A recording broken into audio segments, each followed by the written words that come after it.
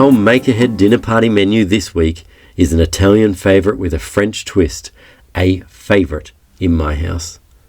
Entree is delicious roasted figs with creamy goat's cheese.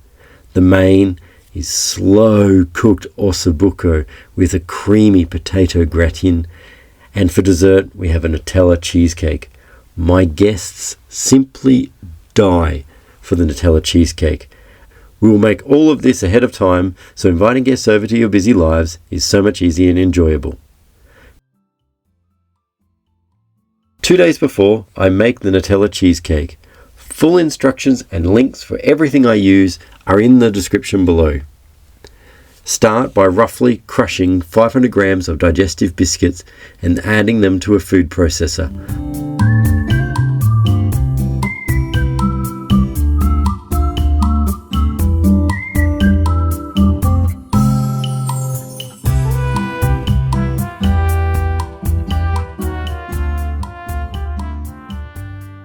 Along with 75 grams of softened butter and a good spoonful of Nutella.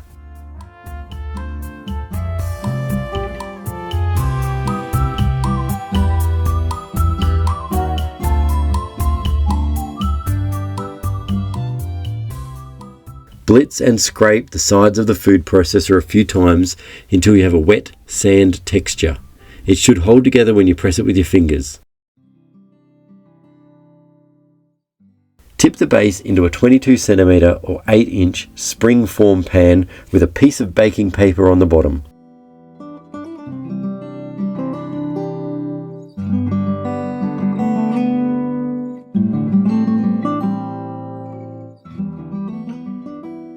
Press the biscuit base into a smooth, firm base.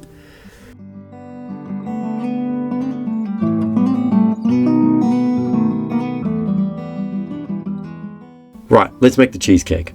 Start with 500 grams or just over a pound of cream cheese, which is best at room temperature, and a 400 gram or 14 ounce jar of Nutella and 60 grams or 2 ounces of icing sugar.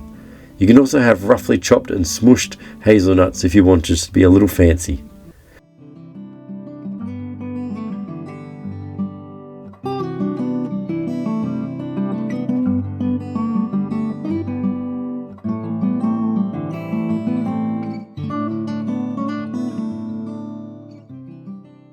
Before you begin, it's the law to eat a pure spoonful of Nutella heaven before you start.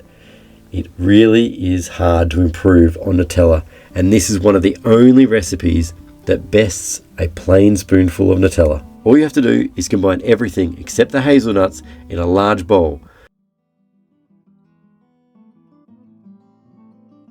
Try to combine it with a spatula and then realize the cream cheese is too cold, and try with a wooden spoon, and then leave it on the bench for a while to warm up, and eventually whiz it with an electric beater, which you should have used from the beginning.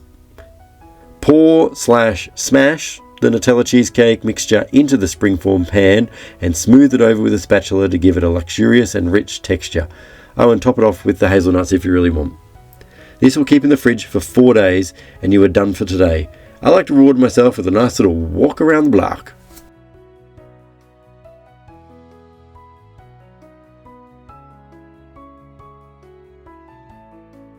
At this point, I have a very personal request. Have you ever seen the first episode of a YouTuber?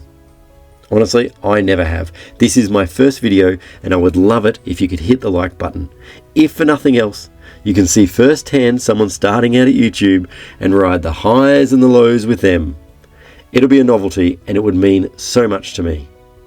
Right, back to the recipe. The day before is all about chopping. This step is optional. You can do it the day of, or you can do it the day before. And the reason is potatoes will oxidize and change color, but it's completely safe. We're going to cover them with cream and cheese, and you'll see later in the video I opt to focus on organizing and making the day of my guests easier, so I'm okay with a slightly different color.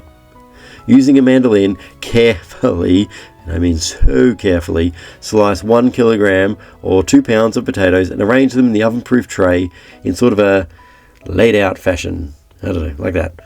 I guess I like to cut them thick, but it's personal preference.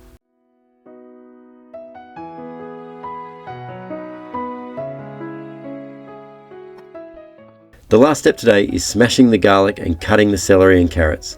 Make sure you wash all your celery.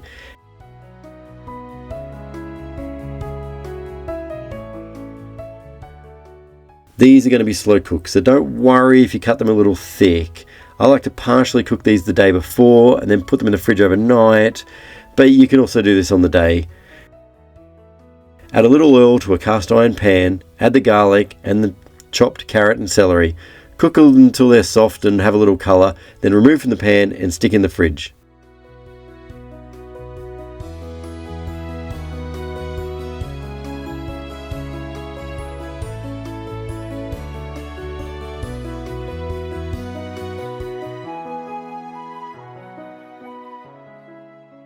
Now it's showtime. The big day has arrived. The slow cooker will need to be on for about 3 to 4 hours, depending on how thick your Osso Bucco is, so time your run accordingly. This preparation step will take about 30 minutes, and you can start by covering the Osso Bucco in flour and searing in a thick cast iron pan that has a little bit of oil in it. Do each piece separately, otherwise the pan will get too cold, and put them to the side.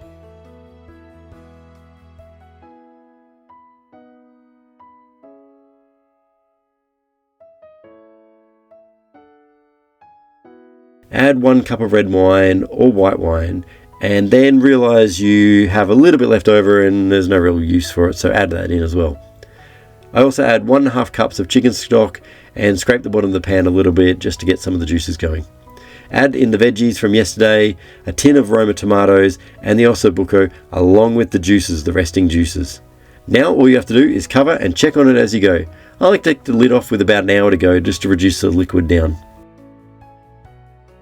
When you have about 2 hours until the guests arrive, turn the oven onto 180 degrees Celsius or 350 degrees Fahrenheit, then pour half a litre or half a quart of full fat thickened cream over the potatoes and cover the potato gratin with foil and put in the oven.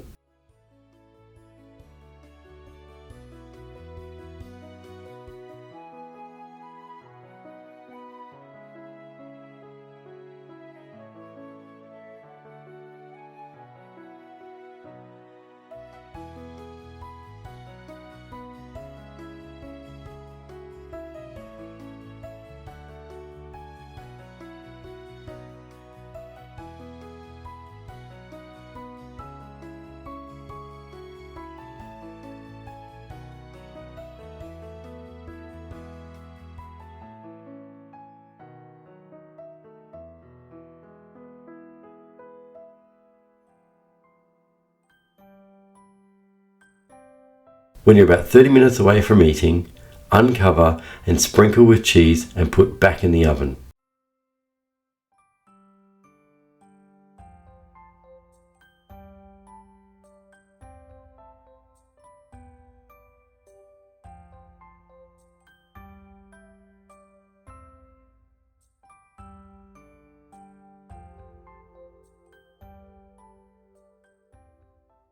The figs are so super simple.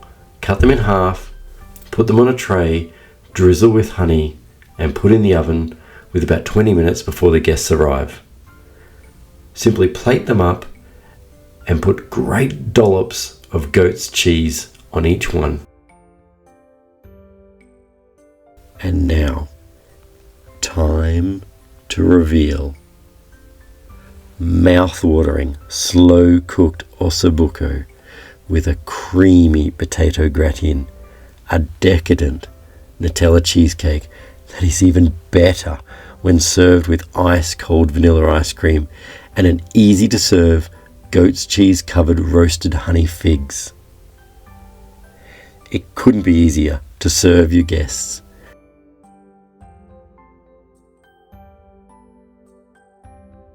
Please let me know what you think, and if you try it, how your recipe turns out. I will see you next week. Happy cooking.